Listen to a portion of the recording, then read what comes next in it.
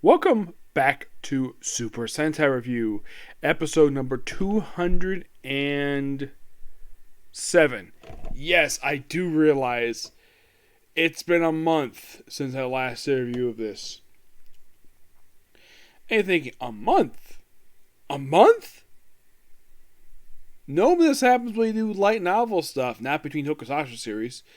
Well, as soon as I finished Changeman, I did Space Shuttle Shipping, which I recently finished up, and now I'm on Gekiranger. Now, unlike Changeman, which was 55 episodes, and also the final show series of the cover, this one is from the Heisei era. This came out, I believe, in 2007, I believe it was. Let me take a look here, just to be sure if I can find it here. Aha, here we go. Okay, this is from... Okay, here we go. Gekiranger. Released in 2007, February 18th, 2007, to February 10th, 2008. And this particular series, now I'm only discussing the first 3 episodes of this one, came out, now, it's only 49 episodes, which thank God it's 49. Which means the 6 episodes in the last series I covered. And here's the strange thing. The series that came after this one was, believe it or not, Go Under. And that was 50 episodes. 50. Well, Gekiranger is only 49. Okay, went up to less. That's perfectly fine. You're thinking, Gekiranger, if you've seen basically what the suits look like for this one, you're thinking, wait, aren't these the same suits they used for Power Ranger Jungle Fury? Yes, it is. As a matter of fact, this was the Sentai they used for it. Now, there's some similarities and differences between Jungle Fury and, of course, Gekiranger. Now, in the case of how the thing starts off with, now, in Jungle Fury, you start off at a school, where the Red Ranger, or the future Red Ranger, is a towel boy for another student who happens... Now, the whole thing with this one is basically they'll have animal spirits, and these can manifest to hurt people, to basically, to physical, sort of basically form Zords. I'm like, okay, bit of mystical, animal-based stuff, okay. Now, the Lion one was basically, the guy's name is Jared. In this series, his name is Leo. And, of course, he become evil because of a spirit he found in the basement after he got expelled for bullying.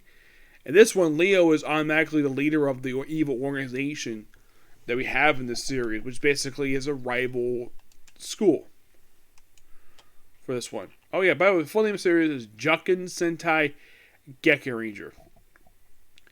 Now here's the strange thing about this particular series per se. The fact that for the main team, later on there's basically 5 Rangers. But we start with 3, and the 4th one does not make his debut into episode 22. Yep, 22. The 5th and final one does not show up until episode 27. Yeah, we have red, yellow, and blue to start with.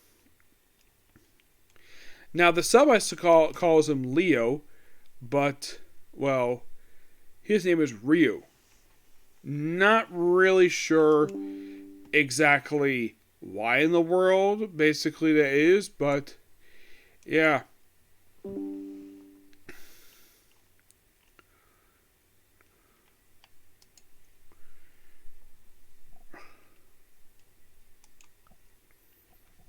Now, of course, there is no school technically in this series per se.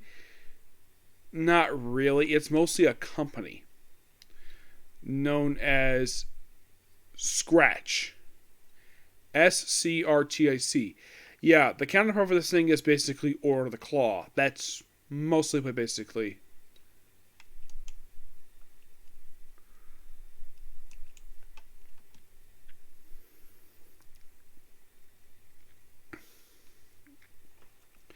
Though they used a pizza place as basically their cover. Now, Miki Matsuki, some elements of her was basically transferred to, well, a couple of people per se.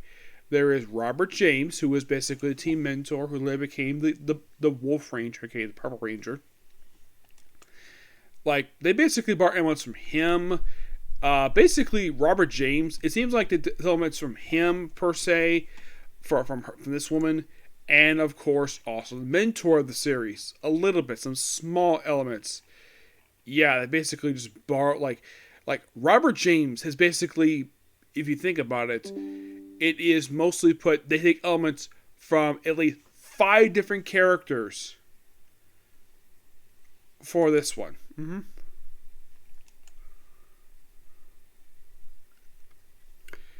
Yeah, 5 different ones. 4 from Gekiranger, and 1 from Gekiranger, which is they're actually going to use that slightly for Cosmic Fury. Yes. Now, okay, now in the case of the Red Ranger himself, in this series, he's not some towel boy for the Order of the Claw like he is in Jungle Fury. Here he's basically some Tarzan ripoff, where he's in the middle of this jungle, this random jungle someplace, and we have this plane crashing down, that we've had some danger, and then of course we're into the foot soldiers of the series, who attack Miki, which you're thinking, the foot soldiers.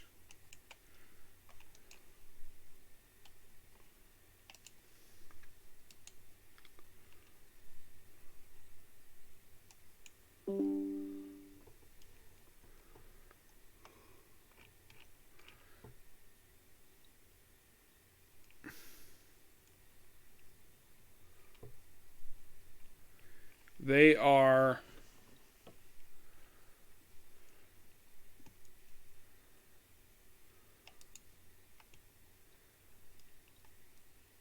the Renshi. Mm-hmm. Yes, the Renshi. Which, here's the strange thing about these guys. They're here for most of the series, and then they're replaced.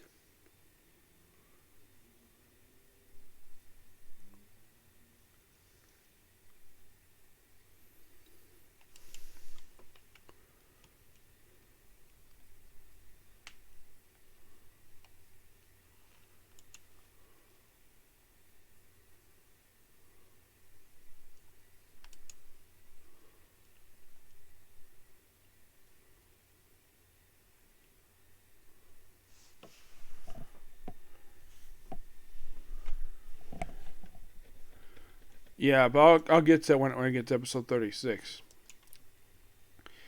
Now, of course, also, there is a counterpart for Camille from Jungle Fury. It's basically melee.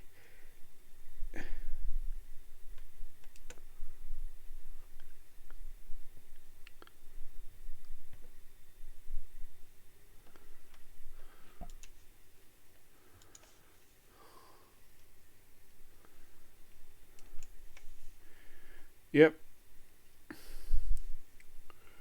And mostly push, she also has a fly in her stomach. Yeah.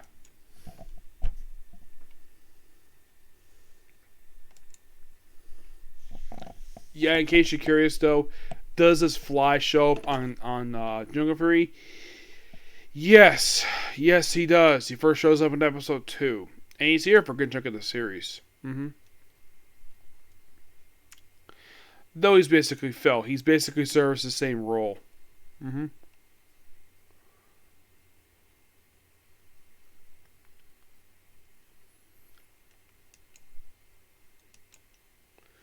Yeah.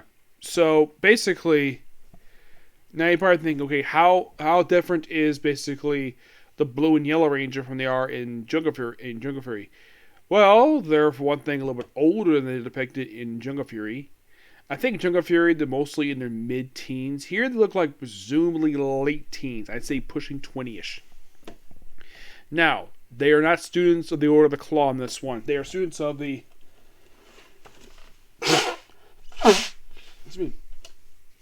Peace Academy. Yep. Which is basically, now, their master, their mentor for this series, who actually does a pretty good job what he's given.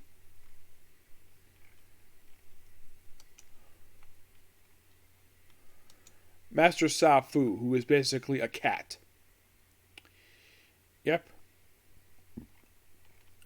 Oh, by the way, he actually does like it.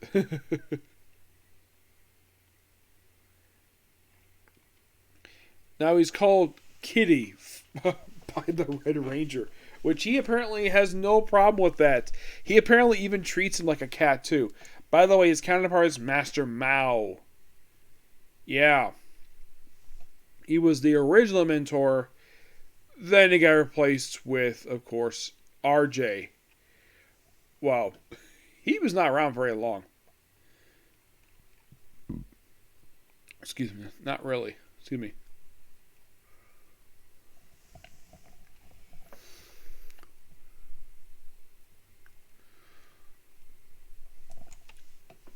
Yeah, it seems like he's there because they gave a lot of the stuff that was basically for Xiaofu in Gekiranger over to RJ because they probably didn't want to have this guy. My guess is the actor probably wasn't available that very long, so they killed him off in order to replace him with RJ, who was probably about more interesting characters. He's younger. Yep. So, they recruited. Now, there's no attack by outside force.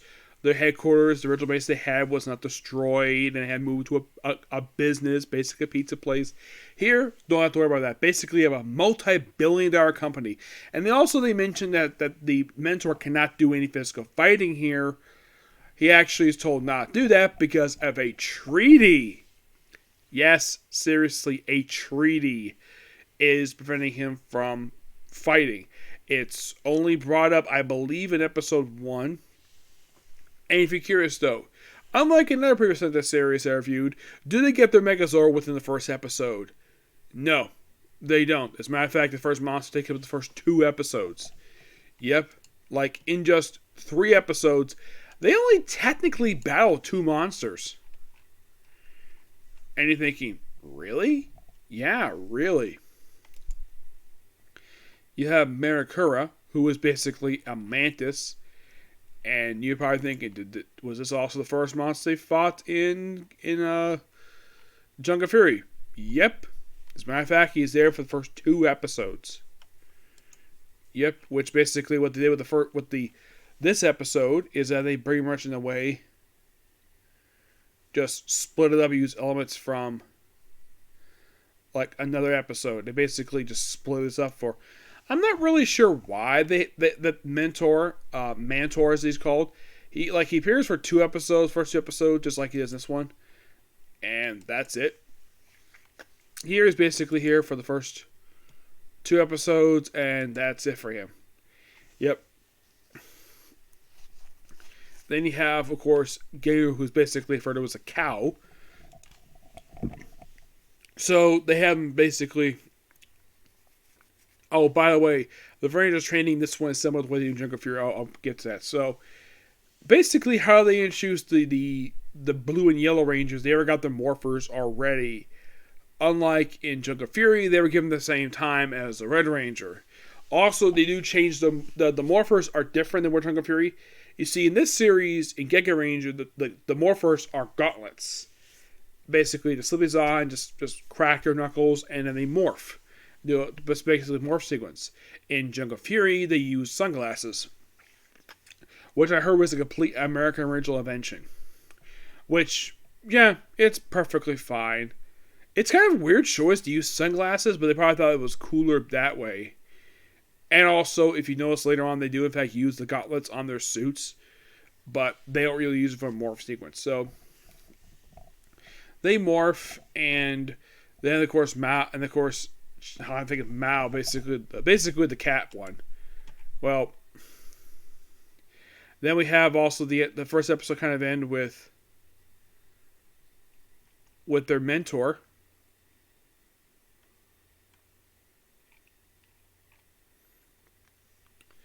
Xiaofu, basically going into giant-sized form to battle the monster, so test him away. So Melly Chaz basically threatens to kill him for failing, but wait, I have failed yet. And the turns are like, oh, damn, good idea. Because the whole thing this one, because they also stole bracelets in the first episode. And of course gave it to Leo, where that Rio is how you pronounce his name. Like I read on here it's Ryu, but the sub I watched for him is Leo. So if you want to correct anybody, talk to the subbers. They're the ones basically who did the fan translation this one. So he gets the bracelets, and by the end of these 3 episodes, he still has those bracelets. He basically gets them just by pure accident, of course. Well, in the case of John. By the way, the actual Red Ranger, the Rangers' names are John, Ran, and Ritsu. The other 2 didn't really explain how they got here. Now, if you're curious, though, is there any hint of attraction to them in this series? I don't know. I never read that far. Not really, no. So, excuse me. They also apparently, like, the training for Jan is kind of similar to what they do with Jared in basically his counterpart from Jungle Fury. I think his name is Jared, if I'm not mistaken. Oh, Casey. Yes. Now, Casey had to basically just do repair work, and that somehow qualifies, based on the way he did it, qualifies him doing training. And with episode 3, it's cleaning. Yes, the first thing is cleaning. Basically, he has to clean this gymnasium with this one dust rag. And of course, they later put weights in it, and that was also their idea. And of course, they use it to beat the bull of the episode, which, some good moves basically for this one. Yep. Oh yeah, and also they kept this in. This also I didn't know was Jungle Fury in this one. They kept this one too, where the Ranger had trouble basically morphing up. Which yes, they did keep this over in Jungle Fury as well. Which good on them for that part. In the case of that one, they just having trouble. Here it's because basically he's a jungle man.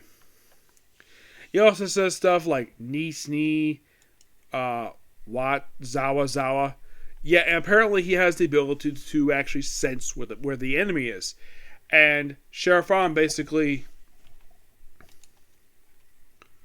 Shafu, basically, he does point out that he does the same ability he does. Which is interesting.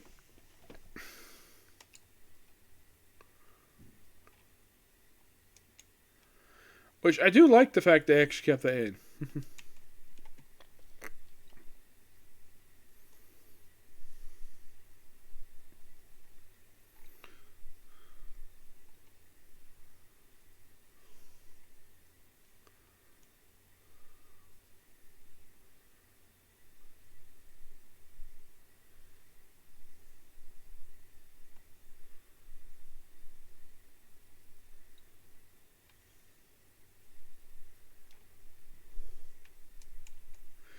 Yeah, but in the case of these 3 episodes I've seen so far, it's pretty good so far, and I'm thoroughly enjoying it. Though at the end of episode 3, they do debut these 5 people known as the 5 Venoms.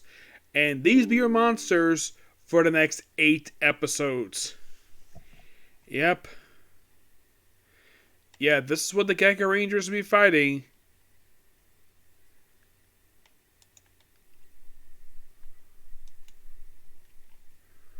From episodes 3 through 9. Yep.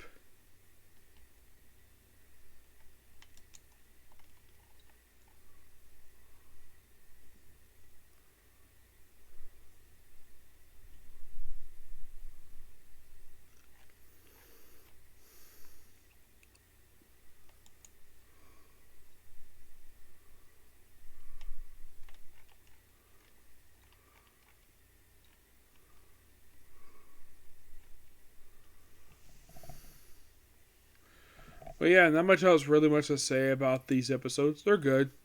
I enjoyed them for what they are. Yep. But yeah, that's particularly it for particular view. Next up is the Comic Corner. It's on the Baruto next. Okay? Next video. Bye.